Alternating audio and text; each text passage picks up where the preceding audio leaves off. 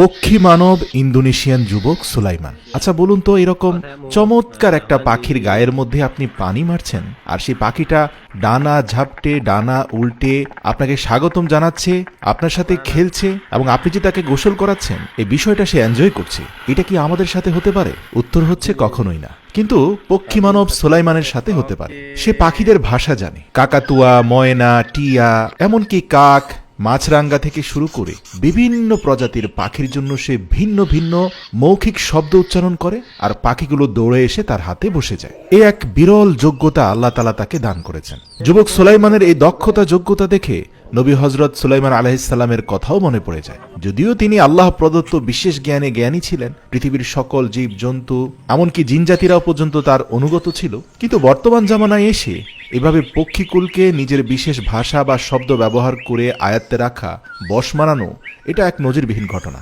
আপনি সত্যি অভিভূত হবেন ইন্দোনেশিয়াতে তার গ্রামে গেলে। পুরো গ্রামব্যাপী অসংখ্য পাখিদের মিলন মেলা। এই সকল পাখি কিন্তু একজন বিশেষ ব্যক্তির সাথে বন্ধুত্ব করেছে বলে এই গ্রামে প্রতিনিয়ত আনাগোনা করে, আর সেই বিশেষ ব্যক্তিটির নাম হচ্ছে সুলাইমান। তার বাড়ির আঙ্গিনায় ছোট ছোট প্লাস্টিকের পাত্রে অসংখ্য পানি আছে, যেখানে ভিন্ন ভিন্ন প্রজাতির পাখিরা এসে গোসল করে। সে বিভিন্ন পাকা পেঁপে ভেঙে রেখে দেয় যাতে পাখিরা এসে পেঁপে খেতে পারে। এছাড়াও বিভিন্ন ধরনের পোকামাকড় নিয়েও ছোট ছোট পাখিদেরকে একটি দুটি করে পোকামাকড় দেয়। আবার সেই পোকামাকড় খাওয়ার লোভে সুলাইমানের কাছে ফিরে আসে। আর পাখিদেরকে ডাকার জন্য সে ভিন্ন ভিন্ন যে শব্দগুলো মুখে করে, এগুলো শুনতে একই রকম মনে হতে পারে, কিন্তু এগুলোর মধ্যে সূক্ষ্ম তারতম্য আছে। সে জানে কোন পাখিটা কোন ভাষা বোঝে।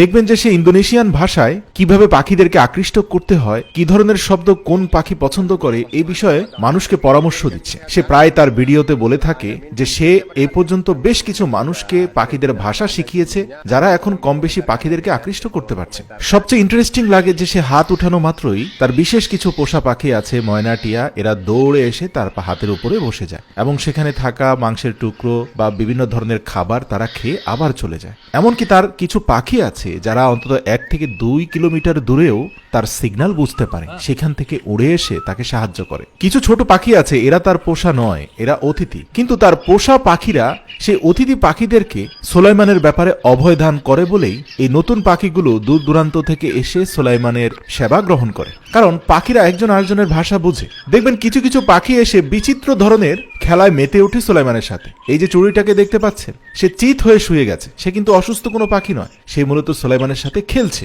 এরকম আন্তরিকতা এবং ভালোবাসা সুলাইমান দেখাতে পারে বলেই তার সাথে পাখিদের এতটা সখ্যতা, এতটা আন্তরিকতা। দেখুন, এই পাখিটা তার ডানার উপর থেকে নির্ভরশীলতা হারিয়ে পুরোপুরি সুলাইমানের উপর নির্ভরশীল হয়ে গেছে। সুলাইমানের আঙ্গুলের ইশারায় সে নাচছে, দুলছে, গাইছে। জেনে অবাক হবেন যে সুলাইমান এক বিশেষ ধরনের পোকা চাষ করে। এই পোকাগুলো হচ্ছে তার অধিকাংশ পাখিরই প্রিয় খাদ্য, আর সে এই পোকাগুলো দিয়ে পাখিদের মন রক্ষা করছে, যার কারণে বছরের পর বছর ধরে পাখিরাও তাকে ছেড়ে যাচ্ছে না। প্রতিদিনই কয়েকশো মানুষ সুলাইমানের গ্রামে এসে জমা হয় তার পাখিদের সাথে সখ্যতা, আন্তরিকতা, কথোপকথনের এই সকল মনোমুগ্ধকর দৃশ্য দেখতে।